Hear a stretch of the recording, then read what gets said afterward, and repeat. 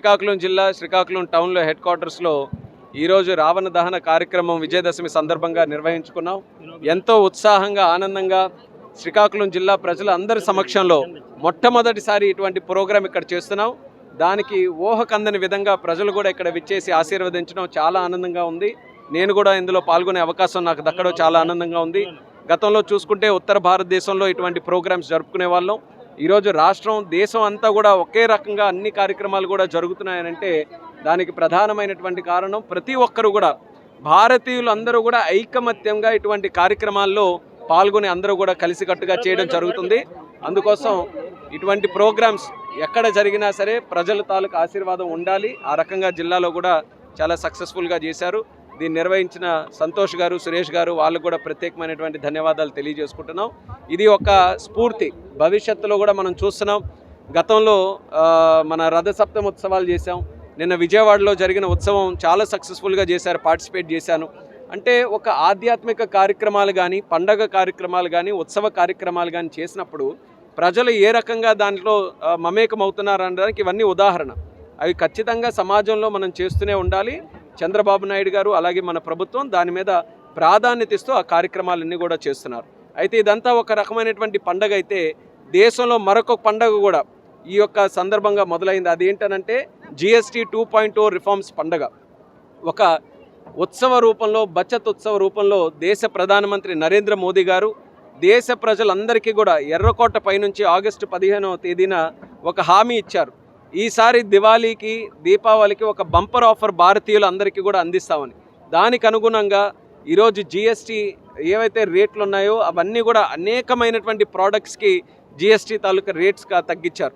ఒక ఉదాహరణ చెప్పాలంటే ట్రాక్టర్ సుమారు 15 నుంచి 18% GST దాని మీద ఉంటే ఈరోజు ఏకంగా 5%కి తీసుకొని వచ్చారు. అలాగే ఎన్నో రకాలైనటువంటి కార్లకు కూడా ఈరోజు 5%కి తెచ్చారు. దానితో పాటు చిన్న చిన్న వస్తువులు, సామాన్యులు కొనుక్కునేటటువంటి కిరాణా స్టోర్లో కొనుక్కునే వస్తువులు, సబ్బు దగ్గర నుంచి, ఉప్పు దగ్గర నుంచి అన్నిటి మీద కూడా ఈరోజు GST తగ్గించే విధానాలు మనం చూస్తున్నాం.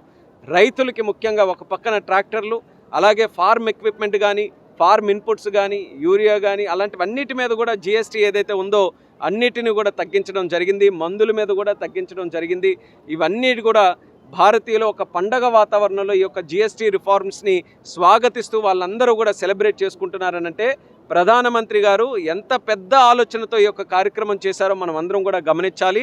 ఇది ఒక పక్కన దేశ ప్రజలందరికీ కూడా మేలు చేసే విధంగా, వాళ్ళ తాలూకా ఖర్చులు తగ్గే విధంగా ఒక రకమైనటువంటి ఆలోచన అయితే, మరొక ఆలోచన ఇందులో దాగి ఉన్నటువంటి ముఖ్యమైనటువంటి ఆలోచన ఏంటంటే మన భారతీయులం అందరం కూడా భారతదేశంలో తయారయ్యే ప్రోడక్ట్స్ని, అంటే మేక్ ఇన్ ఇండియా తయారయ్యే ప్రోడక్ట్స్ని మనం అందరం ఎంకరేజ్ చేయాలి.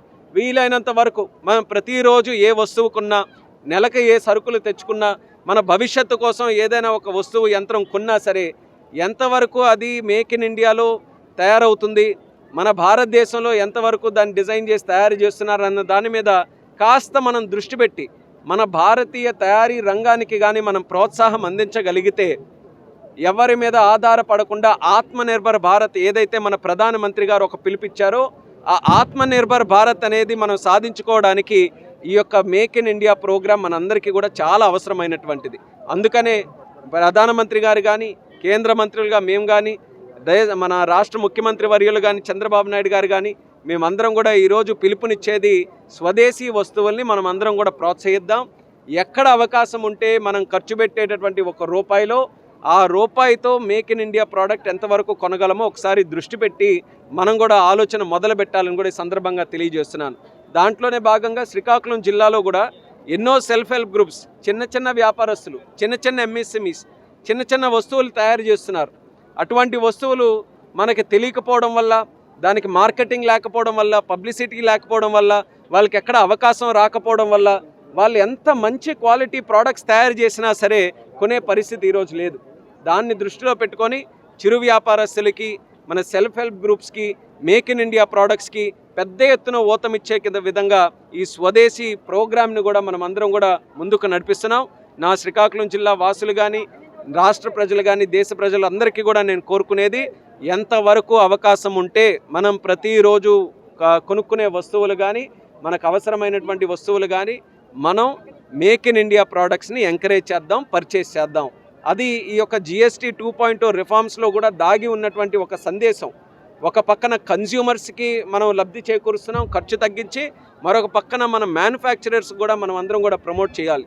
ఈ జిఎస్టీ 2.0 రిఫార్మ్స్ వల్ల ముఖ్యంగా దేశంలో ఉన్న మహిళలకి, అలాగే మన రైతులకి, మన యువకులకి, అలాగే ముఖ్యంగా పేద మధ్యమ తరగతి వర్గవస్తులు ఎవరైతే ఉన్నారో వాళ్ళందరికీ కూడా లబ్ధి చేకూరే విధంగా ఉంది. నేను కూడా జిల్లాలో నంబర్స్ తీసుకున్నాను. శ్రీకాకుళం జిల్లాలో ఈ 10 రోజుల్లో 22 నుంచి కూడా అమలయ్యింది. సెప్టెంబర్ 22 నుంచి జిఎస్టీ అమలైన దగ్గర నుంచి మన శ్రీకాకుళం జిల్లాలో 2237 వెహికల్స్ కొన్నారు. ఇదొక రికార్డు. 10 రోజుల్లో జస్ట్ జిఎస్టీ రావడం వల్ల. అంటే ప్రజలు కూడా ఎంత స్వాగతిస్తున్నారు ఈ రిఫార్మ్స్కి అదొక ఉదాహరణ. ఇప్పుడే మీరు అందరూ కూడా టౌన్లో ఉన్న ఏ మార్కెట్కైనా వెళ్ళొచ్చు. ప్రతి ఒక్కరు కూడా ఆనందంగా చెప్తున్నారు మా వ్యాపారాలు పెరిగాయి. ప్రజలు కూడా వచ్చి పండగ ఒక పక్కనైతే జిఎస్టీ రిఫార్మ్స్ రావడం కూడా ఖర్చు తగ్గడం వల్ల ఎక్కువ మంది పర్చేస్ కూడా మా దగ్గర చేస్తున్నారని అందరూ కూడా ఒక పండగ వాతావరణంలో చేసుకుంటున్నారు. దానికి ప్రత్యేక ధన్యవాదాలు ప్రధానమంత్రి నరేంద్ర మోదీ గారికి తెలియజేస్తున్నాను. మోదీ గారు తలపెట్టినటువంటి జిఎస్టీ 2.0 రిఫార్మ్స్ని చంద్రబాబు నాయుడు గారు రాష్ట్రంలో కూడా నెల రోజులు ఉత్సవం కింద జరపాలని చెప్పి ఒక కార్యక్రమాన్ని నిర్వహించారు. అందులోనే భాగంగా ఈరోజు జిల్లా హెడ్ క్వార్టర్స్లో 50 ట్రాక్టర్లతో ర్యాలీ చేశాం.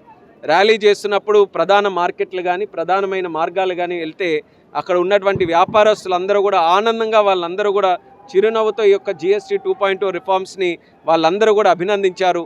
అంటే ఇది మొత్తం భారతదేశం అంతటిని కూడా ఒక్కసారి ఒక ఊతమిచ్చే విధంగా మన వ్యాపార రంగానికి ఆర్థిక శక్తిగా అవతరించడానికి ఒక మంచి కార్యక్రమంగా ఇది నేను భావిస్తున్నాను.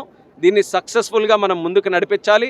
చంద్రబాబు నాయుడు గారు, మోదీ గారు చేస్తున్నటువంటి ప్రయత్నంలో ప్రతి ఒక్కరూ కూడా భాగస్వాములై జిఎస్టీ 2.0 రిఫార్మ్స్ మనం ప్రతి ఒక్క సామాన్యుడి వరకు కూడా మనం తీసుకొని వెళ్ళి ఈ లబ్ధిని కూడా మనం అందరం మీడియా ద్వారా అయినా ఏ మార్గాల్లోనైనా వాళ్ళందరికీ కూడా తెలియజేయాలని ఈ సందర్భంగా తెలుపుకుంటున్నాను.